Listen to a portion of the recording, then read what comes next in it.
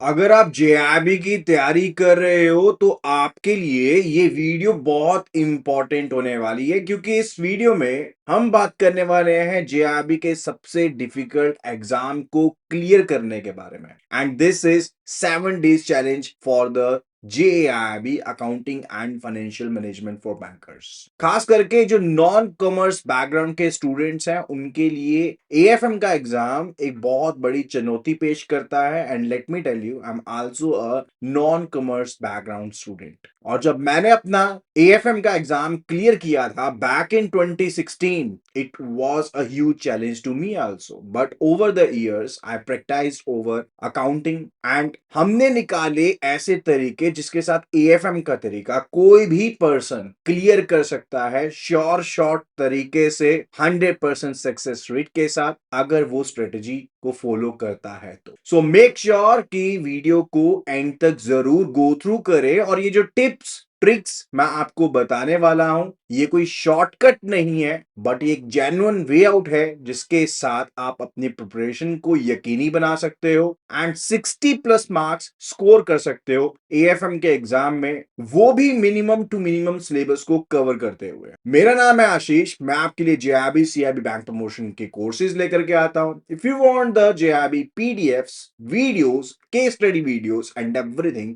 Make sure कि आप ये एप्लीकेशन जरूर डाउनलोड करें, जिसका लिंक टॉप स्क्रीन पर है iibf.info/app. Let's start the JIRB AFM 7 days challenge. So first of all, it's about the strategy. So this is going to be a perfect strategy for AFM. Why I'm saying you, बहुत जल्दी आपको पता लग जाएगा, आप 7 दिनों के अंदर अंदर अपना JIRB का एग्जाम AFM से रिलेटेड क्लियर कर पाएंगे। And this is a smart study plan not only for non commerce students, but it is going to help each and everyone. So अगर हम एएफएम के एग्जाम का ओवरव्यू लेते हैं तो 100 टोटल मार्क्स हैं और पासिंग मार्क्स आपको 100 चाहिए। एंड अगर आप गोल्डन अपॉर्चुनिटी का बेनिफिट लेते हैं, लाइक एक ही बार में सभी एग्जाम्स को क्लियर करते हैं, फिर भी आपको मिनिमम 45 या 45+ मार्क्स तो चाहिए ही चाहिए। इस एग्जाम में हमारे पास 4 मॉड्यूल्स है, A B C and D. And अब हमें स्ट्रेटेजिकली ये पता लगाना है कि कौन सा मॉड्यूल सबसे ज्यादा इंपॉर्टेंट होने वाला है। सो this is actually very very important point two look at. And further एक चीज को ध्यान में रखिएगा, 100% सिलेबस को कवर करने की कोई जरूरत नहीं है। We are just going to focus on 75% of the syllabus. तो रूल इज रिलेटेड टू 75%, और वो 75% भी बहुत ज्यादा एक बेटर वे में हमने सिलेक्ट किया है, मॉड्यूल वाइज प्रायोरिटी के हिसाब से सिलेक्ट किया है। एंड अगर आप ये 75% सिलेबस को कवर कर लेते हैं, you can B approaching not only 60 marks, but आप 80 to 90% मार्क्स को कवर करने के हिसाब से तैयारी करके जाते हैं। दैट्स व्हाई आई से यू कि मिनिमम 60 मार्क्स को आप स्कोर कर ही लेंगे अगर आप ये प्रिपरेशन को यकीनी बनाते हैं। अब मॉड्यूल वाइज प्रायोरिटी के ऊपर चलते हैं। सबसे ज्यादा जो प्रायोरिटी रहने वाली है जिस मॉड्यूल से रिलेटेड, वो है मॉड्यूल सी। मॉड्यूल सी में बहुत से इंपॉर्टेंट टॉपिक है, financial management, YTM, annuity and interest, investment decision, working capital and so on. पूरा का पूरा मॉड्यूल लोडेड है एंड बहुत ही ज्यादा इंपॉर्टेंट है। इतना इंपॉर्टेंट है that you can score and it is having the potential 25 to 35 marks alone. फिर सेकंड नंबर पर बारी आती है मॉड्यूल ए के बारे में, which is a first module. And इस मॉड्यूल में जो कोर कंसेप्ट्स हैं, whether related to the depreciation, trial balance, subsidiary books, everything is covered. And ये मॉड्यूल अगर आप नॉन कॉमर्स बैकग्राउंड से हैं तो आपके लिए स्पेशल क्लासेस हमने अपलोड करी हैं। एंड उन क्लासेस को गो थ्रू करते हुए आप हर एक कंसेप्ट को बहुत आसानी से समझ सकते हैं। सो मेक श्योर कि इसको मिस नहीं करना है, क्योंकि काफी इंपॉर्टेंट है और बहुत आसानी से आप ये कवर कर लेंगे। लेट्स से 7 डेज में अगर आप 2 दिन भी इसको देते हैं तो भी आसानी से आप इसको कवर कर सकते हैं। फिर बात आती है module D, which is a third most important module, और यहां से स्कोप है 15 to 25 मार्क्स का। इसी तरह से जो हमारा एग्जाम है, मॉड्यूल ए से रिलेटेड यहां पर स्कोप था, पोटेंशियल था 20 to 32 मार्क्स का। सो मॉड्यूल डी में GST, TDS, tax, costing methods, इनसे रिलेटेड काफी इंपॉर्टेंट कंसेप्ट्स आपको देखने को मिल जाते हैं। Again very important. तो ये तीन मॉड्यूल काफी इंपॉर्टेंट है, but that's not the most. अगर आपको किसी कारण से मॉड्यूल ए लगता है ज्यादा डिफिकल्ट, वैसे तो हमने इजी टू इजी लैंग्वेज का इस्तेमाल किया, but still if you find it difficult, you can just learn some of the chapters like depreciation, bill of exchange etcetera from module A, जो आपको इजी लगेंगे, because as such non commerce background students को easy लगने वाले हैं, as such core concept related नहीं है। तो ये कर लीजिए और साथ में कवर कर लीजिए module B, which is optional, right? And इसमें you are to cover the final accounts, you are to cover the balance sheet equation, you are to cover the cash flow statements, and that would be it. And you can still be scoring 10 to 15 marks easily out of it. So this is the strategy so far. So module C is the most important module. After that module A, then module D, then optional module B. And अगर आपके पास time है और already आपने 3 module cover कर लिए हैं, then you can also be going for these optional chapters from module B. Now let's look at the important chapters. तो मैंने आपको बताया ऑलरेडी कौन कौन से चैप्टर्स हैं इंपॉर्टेंट, फिर भी एक आपको आइडिया देता हूं। रेशियो एनालिसिस, इंटरेस्ट कैलकुलेशन जो कि आपका एन्युटी से रिलेटेड है, इंपॉर्टेंट है। Further YTM and cost of capital, investment decisions, derivatives, working capital management, these are the most important chapters. इसके अलावा एक foreign exchange arithmetics का चैप्टर है, again very important chapter and you should not be missing it out. वैसे तो आपको पूरा का पूरा मॉड्यूल सी कवर करना है, फिर module A, then module D, then module B. This is a strategy for the AFM exam right now. Module A में इंपॉर्टेंट चैप्टर सबसे ज्यादा जो इंपॉर्टेंट है, trial balance and error rectification, adjustment entries, subsidiary books जिसमें purchase, sales books, cash book maintenance के बारे में बात की जाती है, depreciation methods, again very important chapter. It's related to straight line method of depreciation, written down value of method depreciation and asset accounting, etc. Right? Bill of exchange, again important chapter. So these are the most important chapters from the module A. Further, if we talk about the module D, तो module D में we are having the fundamental things related to taxation basics like GST fundamentals, TDS concepts, tax calculations, and if we look at the costing focus, तो we are focusing on marginal costing, standard costing and the costing methods. Now अगर मैं आपको बताऊं कि सबसे ज्यादा कौन से मॉड्यूल से हमारे पास न्यूमेरिकल आते हैं, so it is a module C. सबसे ज्यादा जो न्यूमेरिकल का पोटेंशियल है वो इसी मॉड्यूल से आपको देखने का मिलता है। एंड इसके बाद जो सेकंड आपका रहेगा मॉड्यूल जहां से न्यूमेरिकल आते हैं, that's module A. Somewhat modules from somewhat numerical from module D as well as from the module B, right. Now module B में एज सच मैंने आपको बताया कि आपने इसको सिर्फ तभी कवर करना है या तो आपके पास टाइम है ज्यादा, या फिर आपको मॉड्यूल ए डिफिकल्ट लग रहा है, then you should be going for module B, otherwise you can even skip it. But कोशिश कीजिएगा कि ये इंपॉर्टेंट 3 चैप्टर्स जरूर कवर कर लें। इसमें भी खास करके जो फाइनल अकाउंट्स हैं एंड कंपनी अकाउंट्स सबसे ज्यादा इंपॉर्टेंट है, राइट। तो this is the most important chapter from the module B, second most important, and the third most important chapter from the module B, right?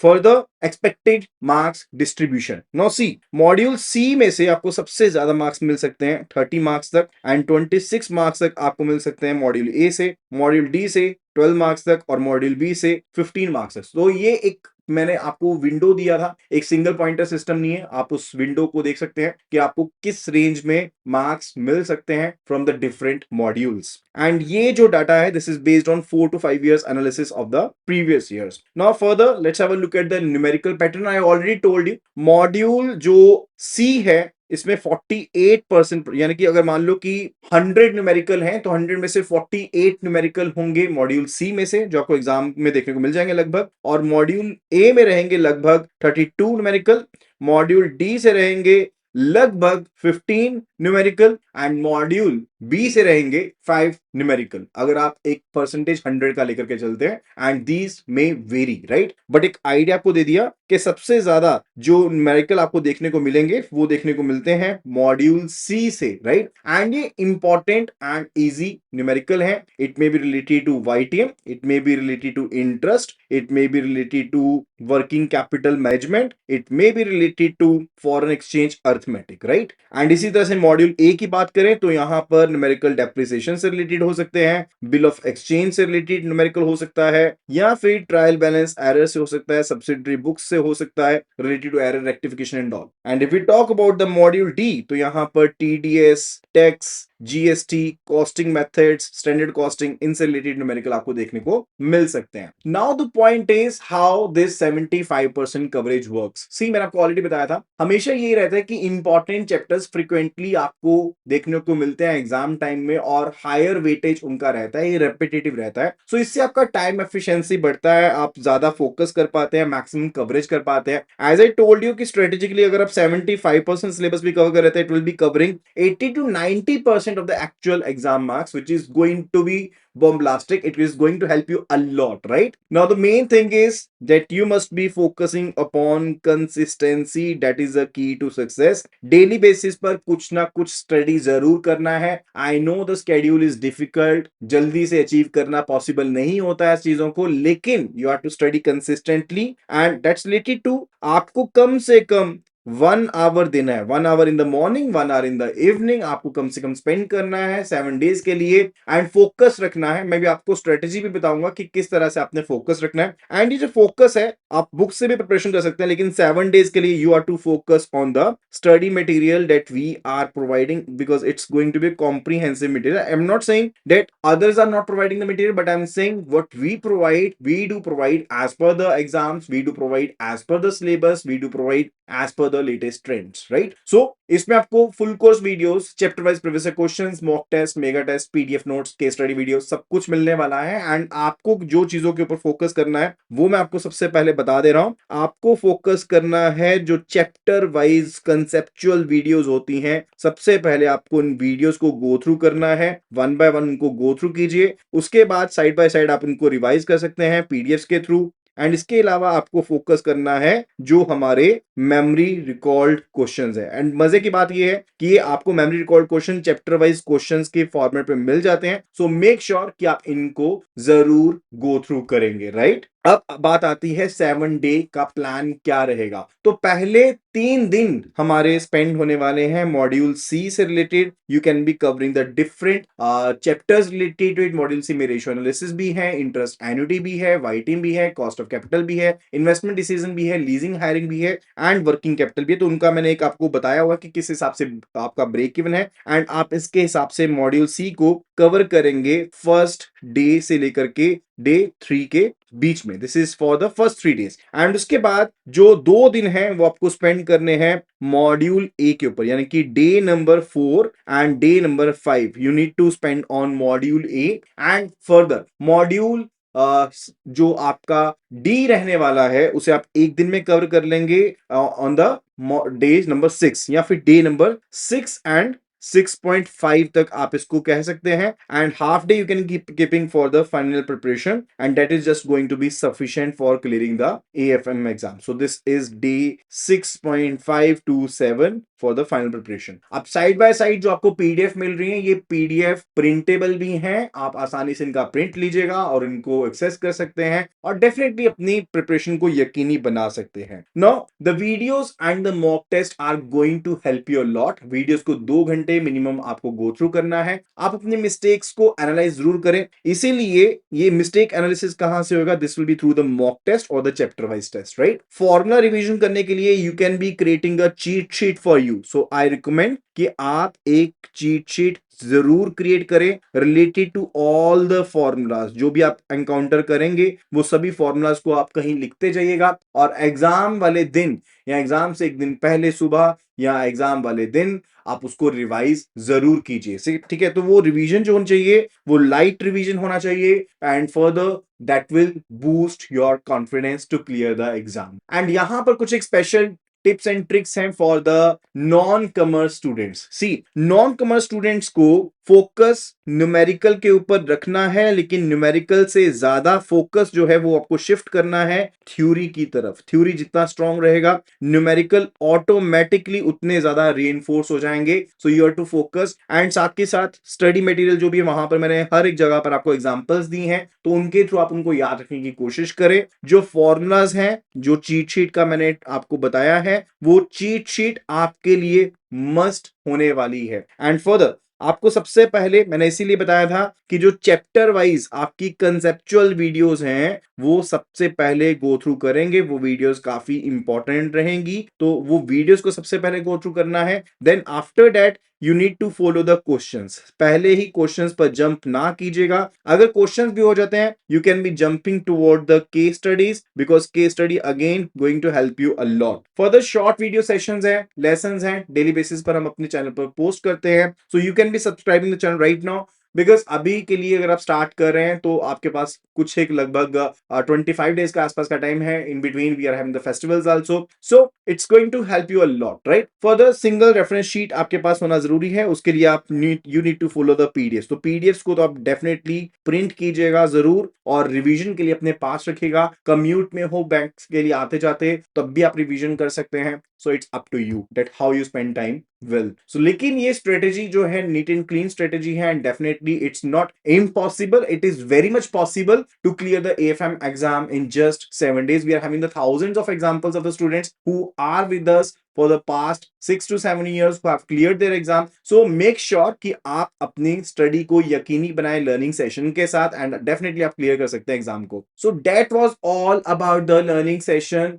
That was all about the strategy for clearing the JIB AFM in the first attempt. As your videos के लिए follow कर लीजिए, and अगर आपको strategy चाहिए related to IEIFS या PPB से related या RBWM से related, do comment in the comment section, and वहां पर कमेंट कीजिएगा, give me all syllabus priorities and I will be sharing them all. और वीडियो का लाइक बहुत जरूरी है। वीडियो के लाइक अगर 20 या 20+ होते हैं, तभी वो सिलेबस प्रायोरिटीज मैं आपके साथ शेयर करूंगा। सो मेक श्योर कि वीडियो को लाइक जरूर करें। Happy learning.